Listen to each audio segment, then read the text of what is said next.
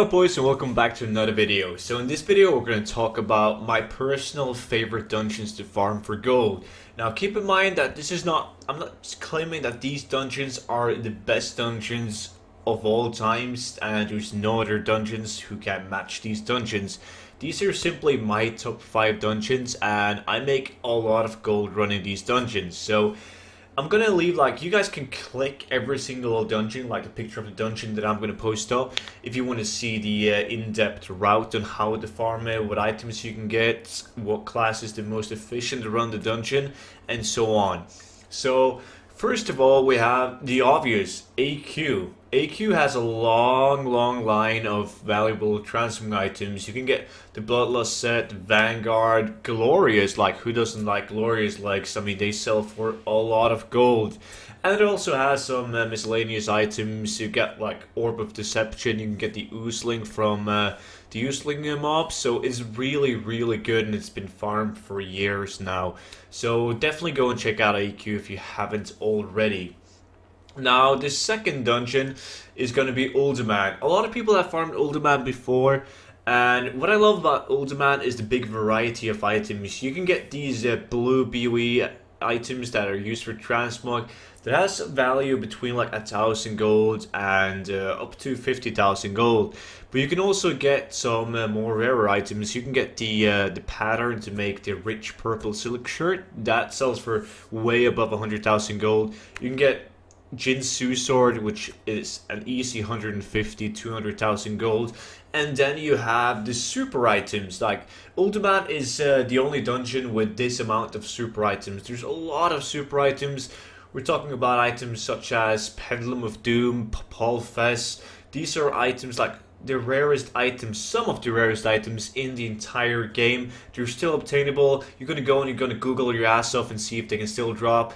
Trust me, there's a lot of misinformation, like a lot of bad information on the internet about these items, but I've been running this dungeon and I've seen people run this dungeon. I've seen people receive these items, so they definitely drop, trust me. And they can sell towards like 1,000,000 gold, 2,000,000 gold. I mean, the sky is the limit if you can find a buyer. You can't really set a price on these items. They're worth whatever someone is willing to pay, right? So then we have Uldaman. Next one is going to be RFD. RFD, great dungeon. The same as Uldaman, there's a lot of blue items and patterns. Most of the items in RFD is worth like 15k and above. There's not that many items worth less than 15,000 gold when it comes to the valuable transmog items. And you also have Starbelt pattern, you got Lesser Parry, you have rich purple silk shirt in RFD as well. So there's a lot of good items in RFD. However, there's no super item like Uldaman, but it's still a really good dungeon. There's a lot of chests in Uldaman, so I would recommend you guys to farm it on a rogue. But more of that if you guys just click the video right here and you will see how it's run, like the route and so on.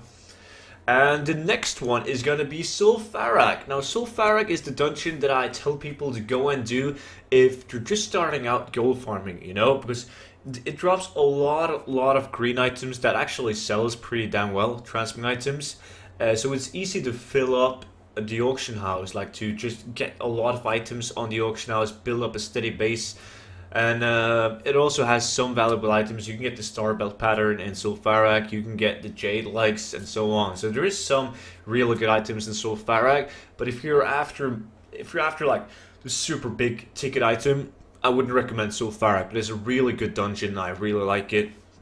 And the cool thing about it, it's not class specific, but you should however have the heirloom mount because you can't be dazed on the heirloom mount, so it makes Sul'Farrak a lot easier. Now, the final dungeon is Karazhan, Wildcard, and the reason why I got Karazhan and not like Dire Maul and so on is because these are my current top 5 dungeons, and Karazhan has been treating me like a blast. I made a video about Karazhan not that long ago actually, and I've received so many good items since then. We're talking about Blade of Wizardry, I got the Fill, Reaver, Persuader, like a lot of plans. There's so many plans and transmog items in Karazhan. However, it's gonna drop you like 800 green items before you get that one valuable plan or pattern, but it has a lot of potential. The loot table in Karazhan is absolutely huge. It's insane. So I would definitely go and check out Karasan if I was you guys. It's a fast run. However, you can make 10 runs in around an hour if you follow my route and you kill some spiders and so on. So yeah, these are my top 5 dungeons to farm for gold. If you guys got any other dungeons that you prefer over these ones, then please let me know in the comment section, and please tell me why you like them. If you decide to give these dungeons a go and you get something cool, then also let me know. I love it when people go and they try out the dungeon and they get something really insane. Anyways, that was it. If you guys want more videos like this, feel free to press the subscribe button like right down here, and you can always press thumbs up if you like the video, and I will see you guys in the next video. Bye bye.